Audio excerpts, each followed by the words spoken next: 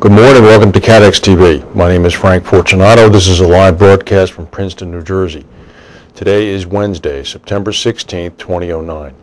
It's 11:30 a.m. Eastern Daylight Time in the U.S. In London, it's 4:30 p.m. In Bermuda, 12:30 p.m. And in Mexico City, where they're still celebrating Independence Day, it's 10:30 a.m. If you need to reach us during the broadcast, you can phone in toll-free at 1-866-67-CATEX. Overseas, our AOL instant mail address is CATEX-TV. In the U.S., the news is being dominated currently by a debate. The debate concerns whether or not criticism of President Obama is based on racism.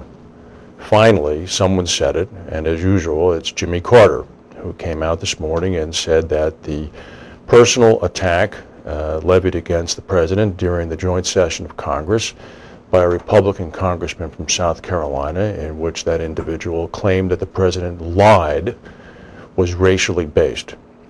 Last Sunday, in front of the White House, 25,000 people marched, many of them holding posters with pictures of gorillas next to pictures of President Obama. It's about time somebody has said it. There's a lot of fear right now because a black man is in the White House.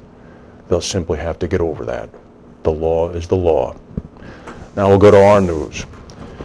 Well, I think we're winding down up in Hartford. The last sentence came out yesterday. Richard Napier learned his fate.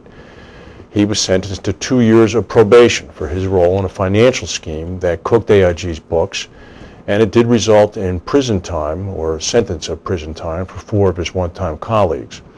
Mr. Napier was fined $10,000 by Judge Droney up in Hartford, and he ordered to perform 400 hours of community service over the next 2 years.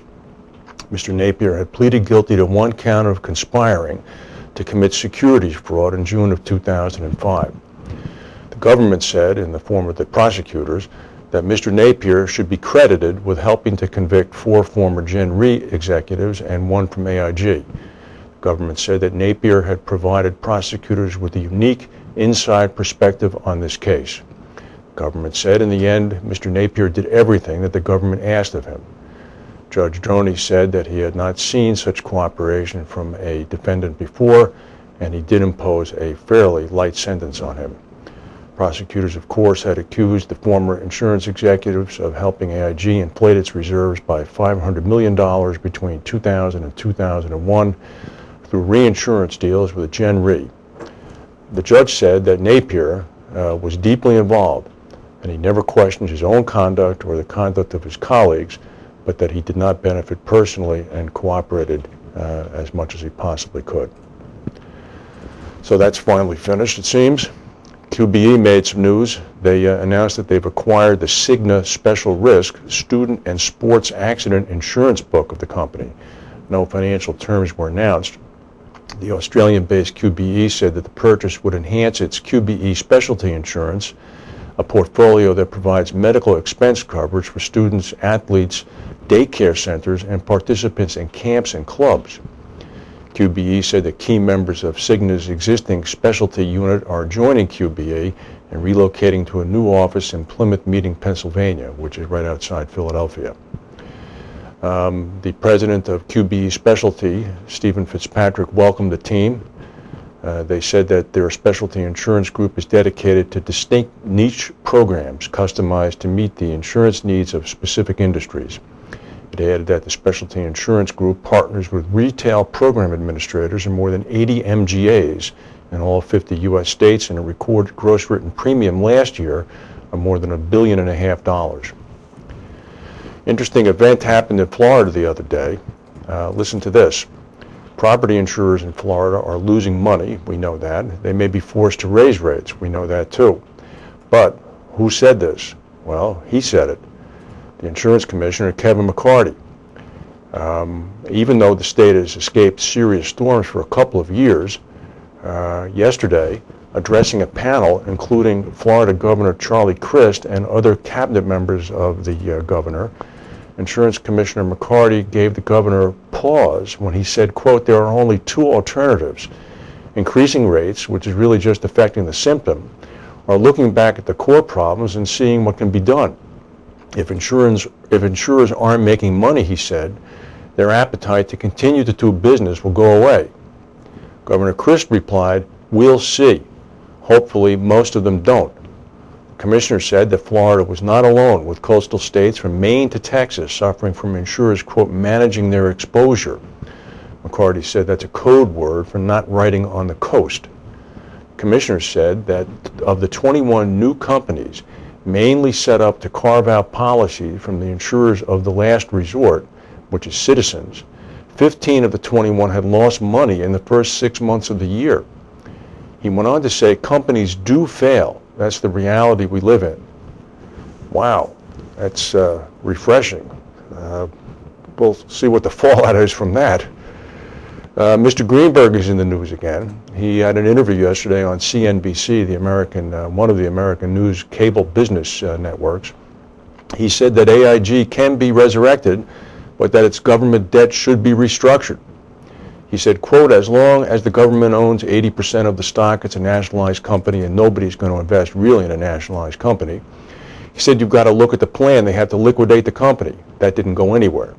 He said what they did sell, they sold below book value. So who benefited? Foreign buyers. That wasn't a great strategy. He went on to say what you have to do is restructure the government debt and the 80% ownership. I'm not suggesting that you don't pay back the taxpayer, but you've got to do that in a way that benefits everyone, including the government. Greenberg, who was reluctant to analyze the factors that led to AIG's bailout in the first place, did go out of his way to praise the new AIG CEO, Bob Benmosh. "I think Benmosh is a very competent guy," he said, "and I think when he has his hands around it, I think he can make a pretty good case. If he wants my support, I'll be glad to give it." He wrapped up by saying, "Look, AIG's got a great franchise worldwide. There's no company like that in the world, so it can be resurrected. I believe that from the very beginning." Well, from your lips to God's ears, Mr. Greenberg, we hope you're right. We'll go to a word now from our sponsors. Every day, the world wakes up and goes to work, pursuing the unique opportunities that lead the global economy forward. The complexity and close connectivity of today's global marketplace is a true modern miracle that can create unparalleled success. But it takes confidence, passion, innovation, and understanding. Enabling opportunity. Protecting capital. Engineering innovation. Investing in your future. Ensuring continuity. Finding the right balance. It takes Aon.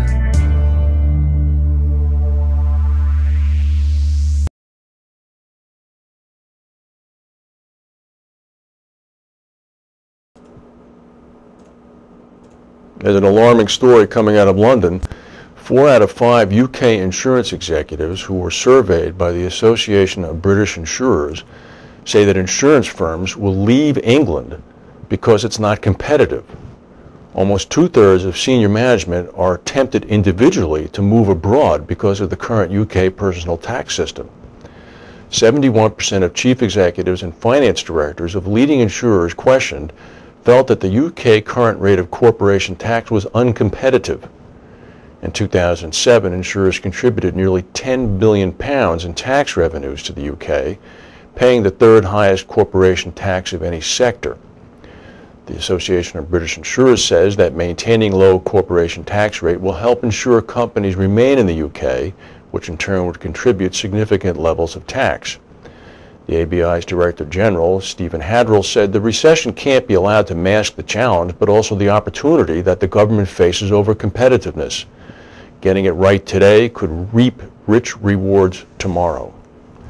I think the Rolling Stones and the other rock musicians long ago learned that when they moved their domiciles to Montserrat and Switzerland and other places. It's a well-known tactic. News from Paris, the Organization of Economic Cooperation and Development, the OECD, is making news. They say that the current recession could well mean that 25 million people in high-income countries will end up losing their jobs by the end of next year, as the unemployment rate approaches a record 10%. The Paris-based OECD said that while recent signs of economic